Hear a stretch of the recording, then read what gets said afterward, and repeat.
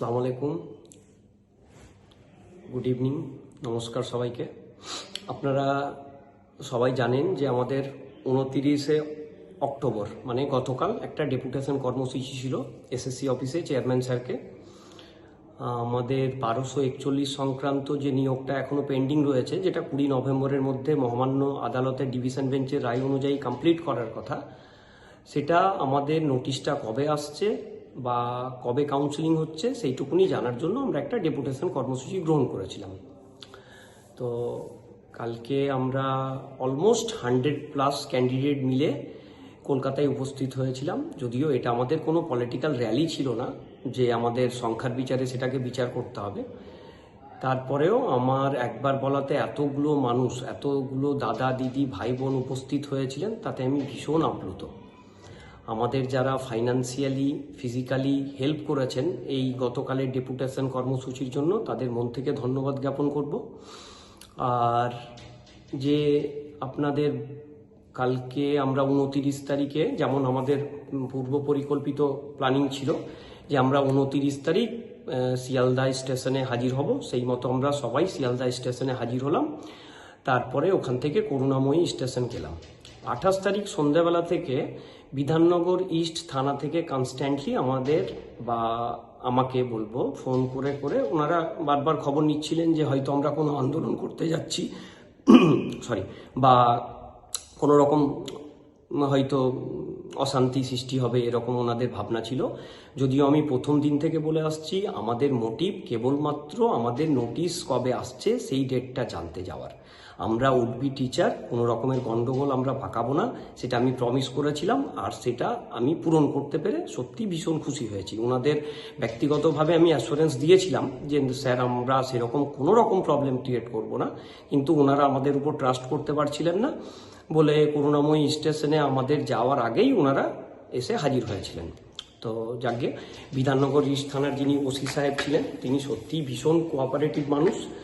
আর যিনি এসআই ছিলেন রকি বিশ্বাস স্যার, উনি আমাদের নিয়ে গেছিলেন এসএসসি অফিসে। উনি এসে আমাদের বললেন যে দেখুন আপনারা এতজন উপস্থিত হয়েছেন, কিন্তু সবাই তো এসএসসি অফিসে গিয়ে ওখানে স্যারের সাথে দেখা করতে পারবেন না, আর সত্যি কথা বলতে স্যার আজকে কারোর সাথে দেখা করবে না। তো আমরা বললাম যে ঠিক আছে, কোনো অধীনস্থ কোনো কর্মকর্তা যদি থাকেন যিনি এই ব্যাপারে অবগত রয়েছেন, তার সাথে আমাদের দেখা করান, তাহলে আমরা তার সাথে কথা বলে ডেপুটেশনটা দিয়ে আসবো। মেনলি আমাদের মোটিভটা তো ছিল যে কতটা সিট ওনারা অ্যারেঞ্জ করতে পেরেছেন, বা সত্যি কথা বলতে কত সিট অ্যারেঞ্জ করেছেন সেটা নিয়ে আমার ব্যক্তিগত কোনো মাথা ব্যথা ছিল না। কোর্ট অর্ডার দিয়েছে আপনাদের 20 তারিখের মধ্যে কাউন্সিলিং কমপ্লিট করতে হবে, আমি সেইটাই জানতে গেছিলাম যে আমাদের কাউন্সিলিংয়ের ডেটটা কবে আসছে। যাকে তো ওই রকি বিশ্বাস স্যার উনি আমাদের 5 জনকে নিয়ে গেলেন। আমরা ওখানে গেলাম, সেক্রেটারি সাহেবের রুমে আমাদেরকে উনি নিয়ে গেলেন। তো আমরা 5 জন মোটামুটি, আমি, ইমরান ভাই, প্রিয়শ্রী, মানারুল আর ঋতু, এই 5 জন ছিলাম। দিয়ে আমরা স্যারকে একজন একজন করে জিজ্ঞেস করলাম। তো স্যার বললেন যে দেখুন আমি তো খুব একটা পুরনো না, আমি এই জাস্ট 6th or 7th কাউন্সিলিংয়ের পরে, আপনাদের আপারের 6th বা 7th কাউন্সিলিংয়ের পরে জয়েন করেছি। তো আপনারা আজকে 29 তারিখে এসছেন, আজকেই অফিস জাস্ট খুলেছে। তো যদি আপনারা একদিন বা দুদিন বাদে আসতেন তাহলে হয়তো আমার ক্ষেত্রে বলাটা অনেকটা ইজি হতো। যদিও এই ভ্যাকান্সিগুলো ডিআই অফিস থেকে বিকাশ ভবনে পাঠাবে, বিকাশ ভবন থেকে আমাদের কাছে আসলে তাহলে পরে আমরা এক্স্যাক্ট ডেটটা আপনাদের জানাতে পারবো, বা ডেটাটা জানাতে পারবো যে আমাদের কাছে কতটা ম্যাচিং ভ্যাকান্সি এসছে। তা আমরা যেমন করে জানতাম যে মোটামুটি 1000+ ম্যাচিং ভ্যাকেন্সি চলে এসছে, আর 428 মতো ম্যাচিং ভ্যাকেন্সি লাগবে।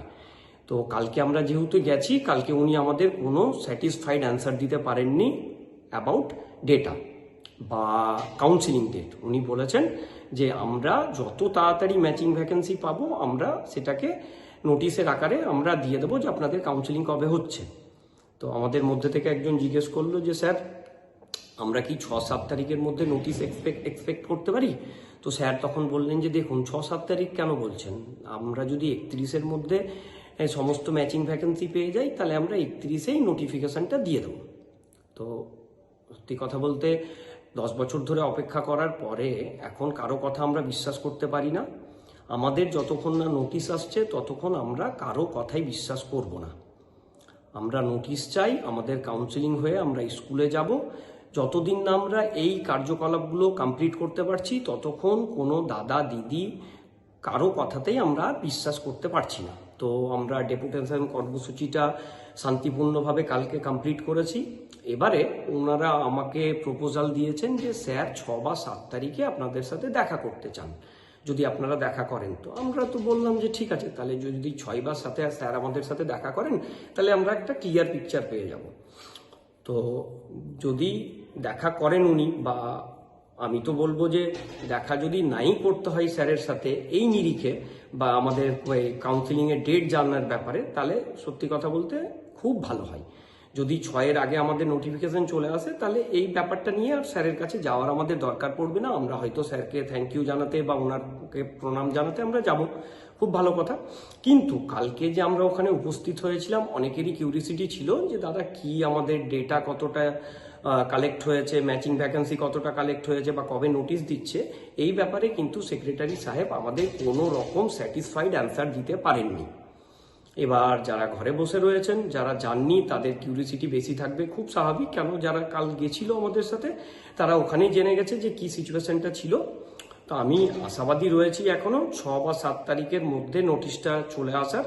যদি না আসে তাহলে আমরা যেমন প্ল্যানিং করে রেখেছি যে আমরা আবার যাব 6-7-এর পরে একটা ডেট ফিক্সড করে, তখন যদি আপনাদের ঘুম ভেঙে যায় তাহলে আপনারা আমাদের জয়েন করতে পারেন। আদারওয়াইজ আপনারা যেমন ঘরে শুয়ে রয়েছেন ঘরে শুয়ে থাকতে পারেন, তাতে আমাদের বা আমার ব্যক্তিগতভাবে কোনো প্রবলেম নেই। কেন যে এটা চাকরিটা আমার, বা আমরা যে কালকে 100-150 জন গেছিলাম তারাই খালি নেবে তেমন না। আপনারা এখন যারা এক্সকিউজ দিয়ে ঘরে বসে রয়েছেন, আমার মনে হয় যে কাউন্সিলিংয়ের দিন সব থেকে আগে আপনারাই উপস্থিত হবেন, যাকে সেদিনও আপনাদের সাধুবাদ জানাবো।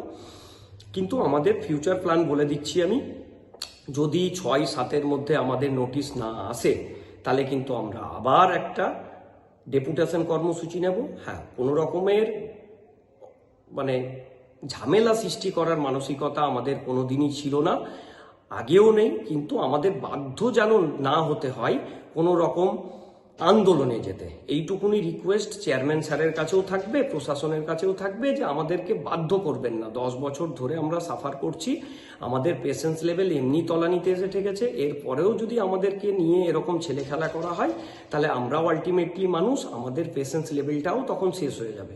তার জন্য কিন্তু আপনারাই রেসপন্সিবল থাকবেন। তো আমি এখন আমার যারা 1241-এর মধ্যে রয়েছেন তাদের উদ্দেশ্যে এই কথাই বলবো যে সেক্রেটারি স্যার আমাদের কোনো রকম স্যাটিসফাইড অ্যান্সার দিতে পারেননি অ্যাকর্ডিং টু সেক্রেটারি সাহেব, যে আমাদের কাছে এখনো ডেটা পর্যাপ্ত ম্যাচিং ভ্যাকেন্সি এসে পৌঁছয়নি। আর কবে নোটিশ হবে সেটাও আমি বলতে পারছি না এক্ষুনি, যতক্ষণ না ম্যাচিং ভ্যাকেন্সি আসছে ততক্ষণ আমি আপনাদের বলতে পারছি না। যাকে উনি লজিক্যালি ঠিক কথা বলেছেন, তো ওনার থেকে কথা বলে আমরা এসেছি 6 বা 7 তারিখে চেয়ারম্যান স্যার আমাদের সাথে দেখা করতে চেয়েছেন। যদি দেখা না করতে হয় তাহলে ভেরি গুড, আর যদি দেখা করতে হয় সেদিন আমরা স্যারের কাছ থেকে যেটুকুনি জানার আমরা জানবো। আদারওয়াইজ আমাদের কাছে গণতান্ত্রিকভাবে আন্দোলন করারও পথ ওপেন থাকবে। আর 20 তারিখে যে কোর্টে যাওয়ার কথা রয়েছে সেটা তো আমাদেরকে যেতেই হবে। এবার ওখানে দেখব যে চেয়ারম্যান স্যার বা আমাদের এসএসসি ওখানে গিয়ে কি এক্সকিউজ দেন, সেটাও দেখার জন্য সত্যি সত্যি মুখিয়ে থাকবো। তবে আবারও প্রে করব চেয়ারম্যান স্যারের কাছে, যিনি সত্যি ভীষণ কোঅপারেটিভ মানুষ, ভীষণ হেল্পফুল মানুষ। ওনার ইচ্ছে রয়েছে 1000% আমি পার্সোনালি বিশ্বাস করি এই প্যানেলটাকে ক্লিয়ার করার। তো আশা করব যাতে 20 তারিখে বা তারপরে আমাদের কোর্টের চক্কর আর না কাটতে হয় বা কোনো রকম আন্দোলন, প্রতিবাদ, প্রোটেস্ট এসব কিছু না করতে হয়। আমরা চাইবো যে 20-র মধ্যে আমরা সবাই যাতে স্কুলে যেতে পারি, এইটুকুনি আমরা স্যারের কাছে বা এসএসসির কাছে বা সরকারের কাছে আমরা নিবেদন করব। আর বাকি যারা প্রশাসনের লোকজন সেদিনকে ছিলেন, মানে গতকাল 29-এ আমাদের ডেপুটেশনের জন্য হেল্প করেছেন, সত্যি সত্যি ওনারা ডেপুটেশন আমাদের এসএসসি অফিসে নিয়ে গেলেন। ওখান থেকে আবার আমাদেরকে বিকাশ ভবনেও ওনারা সাথে করে 4 জনকে নিয়ে গেছিলেন। ওখানেও আমরা একটা অ্যাপয়েন্টমেন্টের জন্য একটা আমরা অ্যাপ্লিকেশন সাবমিট করে এসেছি। ওখানেও কমিশনার সাহেবের সাথে আমাদের অ্যাপ্লিকেশনের জন্য ডেট আমরা খুব তাড়াতাড়ি পেয়ে যাব। কিন্তু এত শত না হয় এটাই আপনারা প্রে করুন সবাই। আর যদি করতে হয় তাহলে আমরা যে 10 জন, 100 জন, 150 জন কালকে হাজির হয়েছিলাম, আশা করি এরপরে আরও অনেকেই আসবে।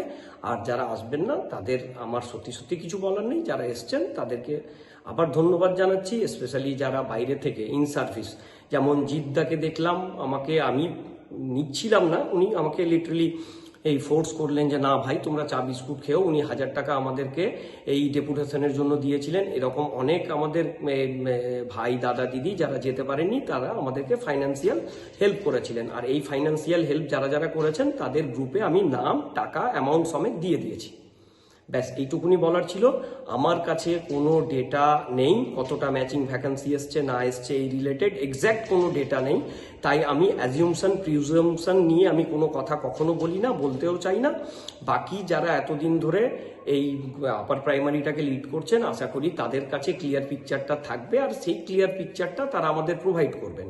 আর যদি না করেন তাহলে আমরা যেমনটা ফাইট করে কন্টেম্প্ট করে এই রায়টাকে বের করে নিয়ে এসেছিলাম, তেমনি আমরা ফাইট করে আমাদের কাউন্সিলিংয়ের ডেটটাও বের করে নিয়ে আসতে পারবো। এই বিশ্বাসটুকু আমার নিজের উপরও রয়েছে, আপনাদের উপরও রয়েছে। ব্যাস এইটুকুনি বলে আর ভিডিওটাকে দীর্ঘায়িত করব না। যা যা বলার ছিল অলমোস্ট সবই বলে দিয়েছি। 6 বা 7 তারিখের মধ্যে একটা ডেট পাবো চেয়ারম্যান স্যারের অ্যাপয়েন্টমেন্টের, উনি নিজেই বলেছেন। আর যদি দেখা না করতে হয় বলবো যে সেটাই আমাদের কাছে সব থেকে ভালো হবে। যাকে সবাইকে ধন্যবাদ জানিয়ে ভিডিওটা শেষ করলাম। নমস্কার, সবাই ভালো থাকবেন।